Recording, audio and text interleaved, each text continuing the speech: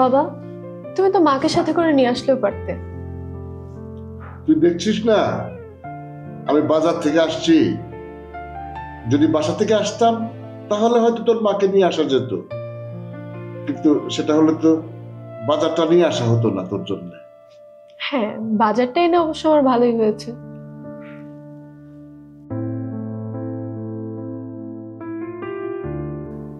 সানি কোথায়? সানি কি কোর্টে গেছে? না বাবা, ঘুমাচ্ছে। ঘুমাচ্ছে কেন? ও কি সারা রাত ঘুমায় নাই? তাকে জানে সারা রাত কি করে। এখন তো আর কোর্টেও যায় না, তাই সকাল সকাল ঘুম থেকে ওঠার এত তাড়া নেই। কেন ও কোর্টে যায় না কেন? বাবা, ওর নাকি মিথ্যে কথা বলতে ভালো লাগে না। ও কি সবসময় সত্য কথা বলে? তবে খুব একটা মিথ্যে কথা বলে না, এটা ওর ভালো গুণ। তাহলে ও এই পেশায় এলো কেন? ভেবেছিল আইনের সেবক হবে, কিন্তু এখন দেখছি সবই মিথ্যে। আইনের সেবক হতে চাইলে যে কোনো অবস্থায় হওয়া যায়। বাদ দাও বাবা, ওকে নিয়ে কথা বলছি শুনলে আবার মাইন্ড।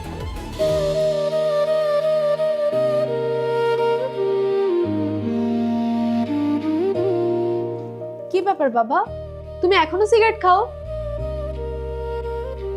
খুব বেশি না মা, তুই না করিস না।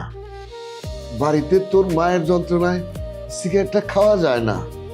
তোর এখানে আসি শুধু আরাম করে চায়ের সাথে সিগারেট খাবো এই আশাই আসি। এখানেও তুই যদি নিষেধ করিস তাহলে তো আমি বিপদে পড়ে যাব। ও, তার মানে তুমি তোমার মেয়েকে দেখতে আসো না, সিগারেট খেতে আসো? ধরে নে এক ঢেলে দুই পাখি মারতে আসি। তোকে দেখতেও আসি, দেখার পাশাপাশি আরাম করে চা এবং সিগারেট খেতে আসি। মা, তুই এখন আর আমাকে শাসন করিস না, আরাম করে চা এবং সিগারেটটা খেতে দে।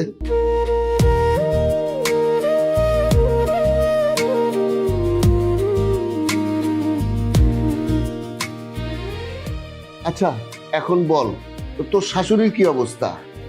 আর বলো না বাবা, এখন তো 10 মিনিট আগের কথা মনে রাখতে পারছে না। সে আরো অসুস্থ হয়ে যাচ্ছে দিন দিন। কেন, সানি কি খেয়াল টেয়াল রাখে না? ও খেয়াল রাখলে তো ভালোই হতো। যাই হোক, তুই আবার অবহেলা করিস না যেন।